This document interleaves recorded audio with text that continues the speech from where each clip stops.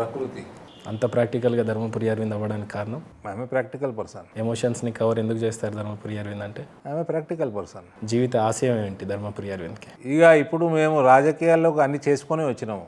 ఇక మేము కుటుంబానికి చేసేది ఏం లేదు. ఇక ఇప్పుడు జీవిత ఆశయం only nation first, party second, family third.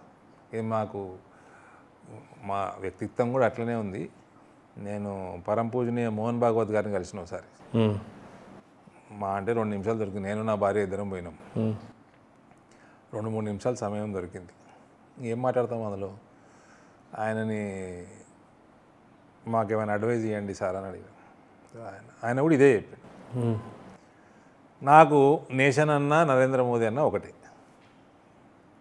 Bharat మాతని మోదీలో చూస్తాము, నరాలు ఎక్కించి అంతే. మోదీలో భారత్ మాతను చూస్తాం. ఫైనల్గా నిజామాబాద్ ప్రజలకి, రైతులకు కావచ్చు, పసుపు బోర్డు తీసుకొచ్చిన రైతుల కోసం కావచ్చు, కవిత గారికి కావచ్చు, అక్కడున్న ప్రజలందరికీ ధర్మపురి అరవింద్ ఏం చెప్తారు? ఇది నీ ప్రశ్న తప్పు. నిజామాబాద్ ప్రజలకు చెప్పేది వేరే ఉంటుంది, కవితకి చెప్పేది వేరే ఉంటుంది. అందరు కలిసి ఒకటేట్లా చెప్తాము? అందరూ బాగుండాలి, అందులో మీ ప్రత్యర్థి బాగుండాలని చెప్పిన ప్రజలకి కోరుకునేది మోదీ గారిని బలపరచండి, తద్వారా మన భవిష్యత్తుని ప్రగతి బాటలో వేసుకోవాలని మనస్ఫూర్తిగా ఇందూరు ప్రజలు, పార్లమెంట్ ప్రజలకు కోరుతా ఉన్నాను. ఉన్న 4-5 ఎమ్మెల్యే కాన్స్టిట్యున్సీలలో ఎక్కువగా ధర్మపురి అరవింద్కి ఇష్టమైన కాన్స్టిట్యున్సీ ఏది? 4-5 లేవు, నాకు 7 ఉన్నాయి. 7 సెగ్మెంట్స్. ఏ కాన్స్టిట్యున్సీ మీద ఎక్కువ ప్రేమ? బోధన్ నుంచి మొదలు పెడితే జగిత్యాల దాకా మధ్యలో ఉన్నాయి అన్నీ కూడా నాకు ఇష్టమే. లక్కీగా మీకే అది సాధ్యమైంది. అన్ని రోడ్ల మీదనే వచ్చినాయి. NH-44ని కనెక్ట్ చేస్తే ఒక బోధన్ మినహాయిస్తే అర్బన్ రూరల్ రోడ్ల మీద ఉంటుంది, ఆర్మూర్ రోడ్ మీద ఉంటుంది, బాల్కొండ రోడ్ మీద ఉంటుంది, జగిత్యాల, కొరుట్ల. బాల్కొండ ఆర్మూర్ 44 మీద ఉంటుంది, రూరల్ ఉంటుంది. బట్ ఏదైనా కనెక్టివిటీ ఒకటే కదా సార్. జగిత్యాల అటు ఉంటాయి, బోధన్, నిజామాబాద్ టౌన్ కూడా ఇటు ఉంటుంది. రోడ్కి కద్ద దగ్గరే కదా సార్. NH-40 రోడ్డుకి దగ్గర అంటే మళ్ళీ కేంద్ర ప్రభుత్వం వేసిన నేషనల్ హైవే. ఎటుపోయినా బాగా అదే ఫస్ట్ నుంచి చెప్పేది. Indur segment road connectivity, rail connectivity బ్రహ్మాండం, అగ్రికల్చర్ బ్రహ్మాండం, శ్రీరామ్ సాగర్ ప్రాజెక్ట్ ఉండే, వాటర్ బ్రహ్మాండం. వీళ్ళు నెగ్లిజెన్స్ వల్ల, ప్రభుత్వాల నెగ్లిజెన్స్ వల్ల ఎప్పటికప్పుడు మనం అప్డేట్ చేసుకోకపోతే వెనుకకు అయిపోతాం. ఏదైనా సరే, వ్యవసాయం అయినా సరే, ఏదైనా సరే, హెల్త్ అయినా సరే, డాక్టర్ల దగ్గరికి నువ్వు అప్డేట్ అవుతున్న డాక్టర్ల దగ్గరికే పోతావు. నువ్వు ఎంత డాక్టర్ అప్డేట్ అవుతూ ఉంటాడో, డాక్టర్ చదవంగానే అయిపో డాక్టర్ కావు, ఎప్పటికప్పుడు చదువుతూనే ఉండాలా. ప్రతి నెల ప్రపంచంలో తిరుగుతూ ఉండాలా, సెమినార్లు అటెండ్ అవుతూ ఉండాలా. ప్రతిరోజు ఒక కొత్త సైంటిస్టు, కొత్త రీసెర్చ్ నడుస్తూ ఉంటుంది, కొత్త ప్రోడక్ట్ వస్తూ ఉంటుంది. You have to update your self every day. ఇట్లా మన దగ్గర పసుపు పండుతుంది, మన దగ్గర చెరుకు పండుతుంది అని కాలు మీద కాలు వేసుకొని కూర్చుంటే నడవదు. దాని ఫ్యూచర్ ఏంది? చెరుకు ఫ్యూచర్ ఏంది? మక్క ఫ్యూచర్ ఏంది? పసుపు ఫ్యూచర్ ఏంది? వరి ఫ్యూచర్ ఏంది? ఆ ఫ్యూచర్కి అనుగుణంగా ఎప్పటికప్పుడు అప్డేట్ చేసుకుంటూ వెళ్ళిపోవాలా. ఆ అప్డేషన్ లేనందుకే ఇవాళ మన దగ్గర వ్యవసాయం అట్లా వెనక్కి పోతాం. ఈరోజు మన రాష్ట్రంలో మొక్కజొన్నని కనీసం చూడలేని పరిస్థితికి దిగజారిపోయినాం. దీంట్లో కేంద్ర ప్రభుత్వం ఏమీ మొక్కజొన్న డిమాండ్ లేదా అంటే డిమాండ్ కూడా ఉంది. పక్క రాష్ట్రంలో, మహారాష్ట్రలో విపరీతంగా, ఛత్తీస్గఢ్లో విపరీతంగా పండుతూ ఉంది. కనుమరుగైపోయింది ఈరోజు చెరుకు కూడా.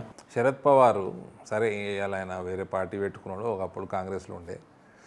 శరద్ పవార్ ఆయన ప్రాంతంలో ఎందుకు బలంగా ఉంటుండే అంటే FPOలను పెంచిండు. ఆయన FPOలను పెంచిండు, తద్వారా అగ్రికల్చర్ పెరిగింది, తర్వాత కోఆపరేటివ్ ఇండస్ట్రీస్ పెరిగినాయి, కోఆపరేటివ్ షుగర్ ఫ్యాక్టరీ పెరిగింది. షుగర్ ఫ్యాక్టరీ కాకుండా ఓవరాల్ కోఆపరేటివ్ మినిస్ట్రీని కేంద్ర ప్రభుత్వం స్టార్ట్ చేసింది. మినిస్టర్గా అమిత్ షా సొంతంగా ఆయన ఇంట్రెస్ట్ తోటి తీసుకున్నాడు.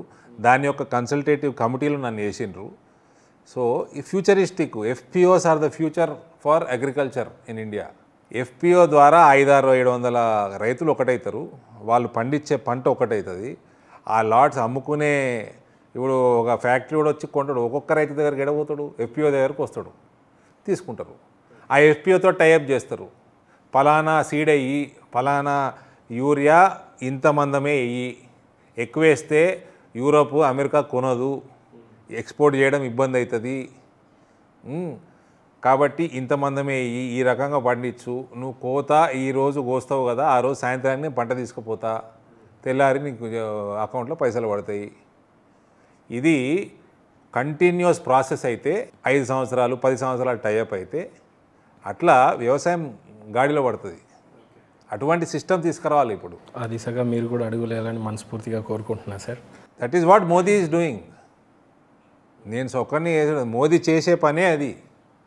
కాబట్టి మనం ఆయనను బలపరుస్తే ఆటోమేటిక్ వ్యవసాయం బలపడుతుంది, విద్య బలపడుతుంది, వైద్యం బలపడుతుంది, ఇన్ఫ్రాస్ట్రక్చర్ బలపడుతుంది, అన్ని రకాలుగా సొసైటీ బలపడుతుంది. ఆర్మూర్, బాల్కొండ, బోధన్, నిజామాబాద్ రూరల్, నిజామాబాద్ అర్బన్, జగిత్యాల, కొరుట్ల 7 కాన్స్టిట్యున్సీలలో ధర్మపురి అరవింద్ గారికి నచ్చిన కాన్స్టిట్యున్సీ ఏది? చెప్పినా అది ఇప్పుడు అటు బోధనకి వెళ్ళి జగిత్యాల దాకా మధ్యలో ఉన్నాయి అన్నీ ఆ రెండుతో కలిపి.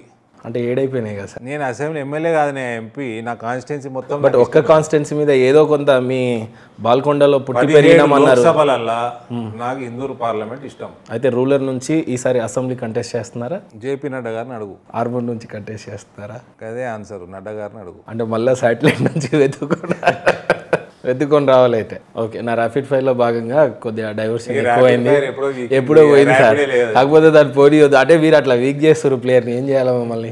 మీరు కొద్దిగా చిన్నగా చెప్పండి సార్. మరి చిన్నగానే మీరు ఓటు వేసేస్తే కామన్గా పని అయిపోతుంది, కానీ కట్టే ఇరగొద్దు, పాము చావద్దు అన్నట్టు చేస్తున్నారు అన్నట్టు మీరు.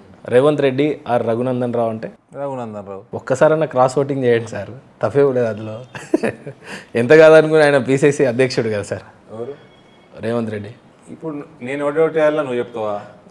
అంటే మీ వాళ్ళకి నేను జవాబు చెప్పిన. ఓకే, నేను నా జవాబు కావాలన్నా లేకపోతే నీకు కావాల్సిన జవాబు? అంటే ఇండియా పాకిస్తాన్ టీంలో ఇండియా ప్లేయర్స్ని తీసుకోవటం ఒకే అయితే ఐపీఎల్ అందరు కలిసి ఆడుతున్నారు కదా, అట్లా నిజాయితీగా ఒకసారి ర్యాపిడ్ ఫైర్లో క్రాస్ ఓటింగ్ జరిగితే మంచిదేమో అని. నీ ర్యాపిడ్ ఫైర్ని ర్యాపిడ్గా పెట్టు.